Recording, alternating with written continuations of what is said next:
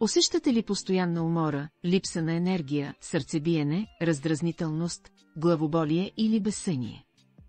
Често свързваме всички тези признаци с силен стрес и преумора, те обаче най-вероятно са знак за магнезиев дефицит в организма, който може да бъде изключително опасен и да има сериозни последствия за вашето здраве. Освен вече споменатите умора, тревожност и проблеми с съня, магнезиевият дефицит може да бъде причина и за изключително болезнени мускулни кръмпи. Обикновено именно това е моментът, в който повечето хора разбират, че страдат именно от тежък дефицит на магнезий. Симптомите на магнезиев дефицит често могат да бъдат лесно подминати и търсим помощ едва когато те станат сериозни и нарушат качеството ни на живот.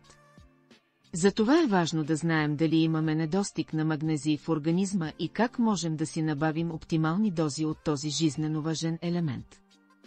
Нелекуваният дефицит на магнезий води и до много по-сериозни последствия като припадъци, нарушения в сърдечния ритъм, развитие на висококръвно, остеопороза, диабет и сърдечно-съдови заболявания.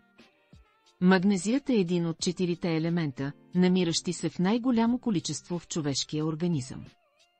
Всяка наша клетка се нуждае от оптимални количества от него, за да работи правилно.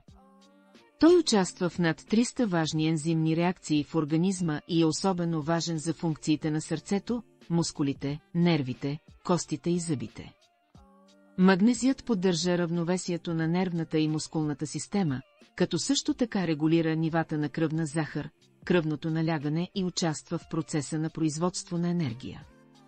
Също така играе ключова роля за превръщането на витамин D в активна форма, който пък от своя страна повишава усвояването на магнезий и калций и доказано се бори с чувството на умора и тревожност през зимните месеци.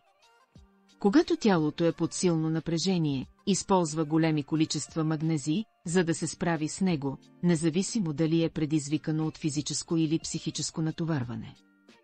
Недостигът на магнезий е все по-често срещано явление, а не просто нова мода сред населението. За съжаление, изследванията за магнезиев дефицит не са напълно обективни, тъй като количеството му в кръвта се запазва дълго време в норма, поддържано от натрупания запас в костите. Едва когато организмът премине в режим на декомпенсация и неговите запаси са напълно изчерпани, се проявяват признаците на магнезиев дефицит. Голяма част от лекарствата, които приемаме, могат да нарушат усвояването на магнезия от храната, като такива например са антиацидите, някои лекарства за лечение на високо кръвно налягане, както и прекомерната употреба на слабителни средства. Пестицидите, използвани в селското стопанство, имат свойството да образуват съединения с магнезия, като по този начин той остава свързан с тях и усвояването му от храната драстично намалява. Високата употреба на алкохол също е причина за недостиг на магнезий.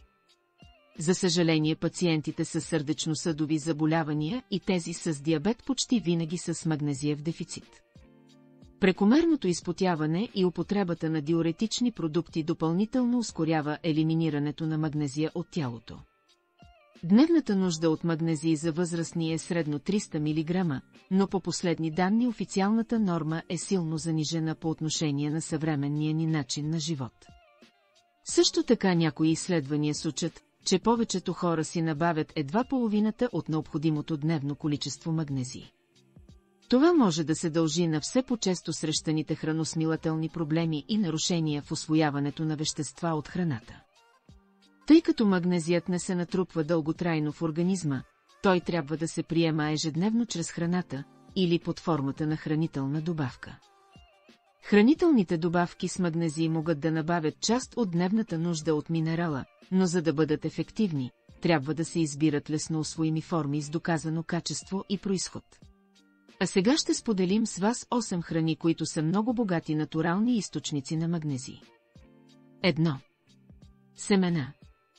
Семената оглавяват класацията на храните най-богати на магнезий. Челната позиция в нашият списък е запазена за тях, тъй като с малко количество семена, добавени в смути или мюсли, можем да си набавим близо половината от дневната ни нужда от магнезий. Семената с високо съдържание на магнезий са конопено, тиквено, ленено семе, слънчоглед и сусам. Освен това, те са и отличен източник на полезни омега-3 масни киселини, фибри и много антиоксиданти. 2. Зърнени храни. Към пълнозърнестите храни спадат ечемик, ръж и овесени ядки и популярните напоследък екзотични култури като елда, киноа и амарант. Те са отличен източник на много полезни хранителни вещества, включително и на магнезий. Повечето от тях са богати и на витамини от група Б, протеини, минерали и фибри. 3. Какао. Какаото, известно със своите полезни качества, е богато не само на магнезий, но и на други важни минерали, като желязо, фосфор, калий, цинк, манган и мед и е с високо антиоксидантно съдържание. За да се възползваме от полезните свойства на какаото, трябва да го консумираме под формата на черен шоколад с висок процент съдържание на какао или вкусна топла напитка. 4. Зеленолистни зеленчуци. Зеленолистните зеленчуци безспорно са сред най-здравословните храни на планетата. Освен, че са богати на магнезий, те съдържат желязо, манган, както и много важни витамини. Чудесно количество магнезий ще си набавите, ако консумирате често спанак, глухарче и коприва. 5. Ядки.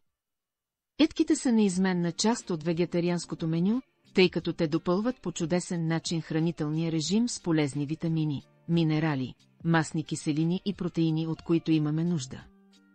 Сред ядките, които имат най-голямо съдържание на магнезий, са бадемът, кашуто, бразилският орех, кедровите ядки, орехите, лешниците и фъстъците. 6. Бобови храни. Присъствието на бобовите храни е традиционно за българската трапеза, а те също са много богати на магнезий. Бобовите култури са отличен източник и на протеини и фибри. От своя страна фибрите придават усещане за ситост и спомагат за намаляването на нивата на холестерола и кръвната захар. 7.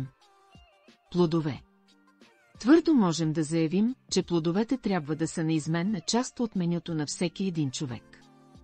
Те пряко въздействат върху здравето ни с множеството полезни вещества, които съдържат, като витамини, минерали, антиоксиданти и най-различни фитонутриенти.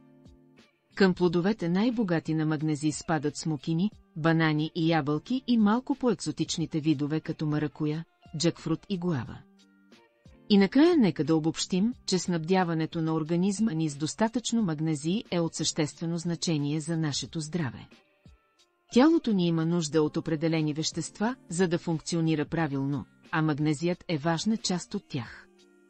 При добро храносмилане, консумирайки разнообразие от пълноценни растителни храни, като плодове, зеленчуци, зеленолистни, бобови, зърнени, семена и ядки, можем да си набавяме дневната нужда от магнезий, както и много други витамини, минерали и есенциални нутриенти.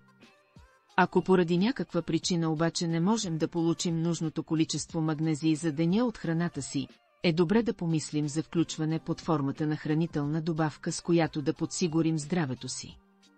Ако това видео ви харесва, дайте му палец нагоре.